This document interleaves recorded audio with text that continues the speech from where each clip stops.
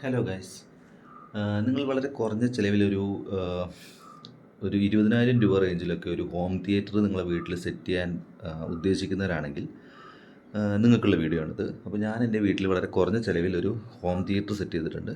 അപ്പോൾ അത് ഞാൻ നിങ്ങൾക്ക് വേണ്ടി കാണിച്ചു തരാം.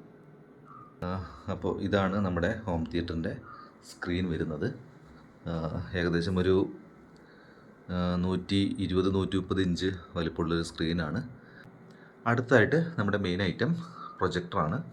ആൻറ്റി സ്പോർട്സ് എന്ന കമ്പനിയുടെ പ്രൊജക്ടറാണ് ഞാൻ ഉപയോഗിക്കുന്നത്. ഏകദേശം 11,500 ആണ് പ്രൊജക്ടിന് എനിക്ക് കോസ്റ്റ് വന്നത്. ഞാനിതുവരെ ഇങ്ങനെ ഒരു മെക്കാനിസം വെച്ചിട്ടാണ് ഫിറ്റ് ചെയ്തിട്ടുള്ളത്. ഇതിപ്പോൾ ഞാൻ തന്നെ സെറ്റ് ചെയ്തെടുത്തതാണ്. 2 പീസ് മെറ്റലൊക്കെ വെച്ചിട്ട് നെട്ടിട്ടിട്ട് ഈ ഒരു നമ്മുടെ ജനലിൻ്റെ കമ്പിയിലോട്ട് ഇങ്ങനെ ഫിക്സ് ചെയ്ത് വെച്ചിരിക്കുകയാണ്. അതുപോലെ തന്നെ ഇതിൻ്റെ HDMI പോർട്ടിലോട്ട് ഞാൻ എൻ്റെ ഒരു MI ബോക്സ്, എൻ്റെ കയ്യിലുണ്ടായിരുന്ന പഴയ ഒരു MI ബോക്സ് ഞാൻ കണക്ട് ചെയ്തിട്ടുണ്ട്.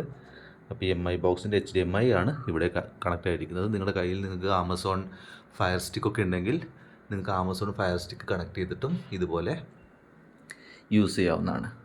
അടുത്തതായിട്ട് നമ്മുടെ ഒരു മെയിൻ ഐറ്റം എന്ന് പറയുന്നത് നമ്മുടെ സൗണ്ട് സിസ്റ്റമാണ്. ഇത് ഞാൻ ബോട്ടിൻ്റെ അവൻ്റെ സീരീസിൽ വരുന്ന ഒരു 2.1 സൗണ്ട് സിസ്റ്റമാണ്. 300 വാട്ടിൻ്റെ സൗണ്ട് സിസ്റ്റമാണ് ഞാൻ വാങ്ങിയിട്ടുണ്ടായിരുന്നത്.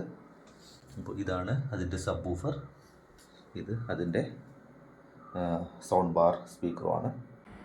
അപ്പോൾ ഇങ്ങനെയാണ് നമ്മുടെ പ്രൊജക്ടർ ഓൺ ചെയ്ത് വരുമ്പോൾ കാണുന്നത്. നമുക്ക് പ്രൊജക്ടറിൻ്റെ സെറ്റിങ്സിലൊന്ന് പോയി നോക്കാം.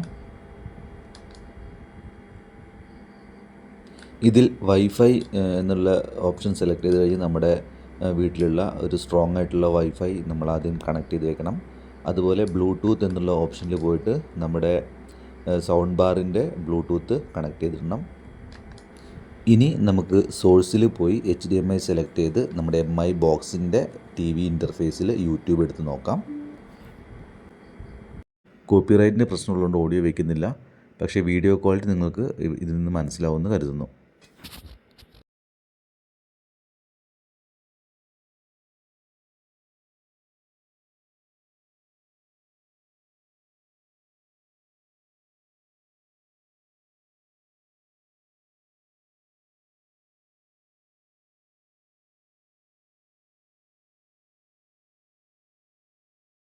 അപ്പോൾ ഇതുപോലുള്ള വീഡിയോസൊക്കെ വീണ്ടും ലഭിക്കാൻ വേണ്ടിയിട്ട് ചാനൽ സബ്സ്ക്രൈബ് ചെയ്തിടുക. താങ്ക്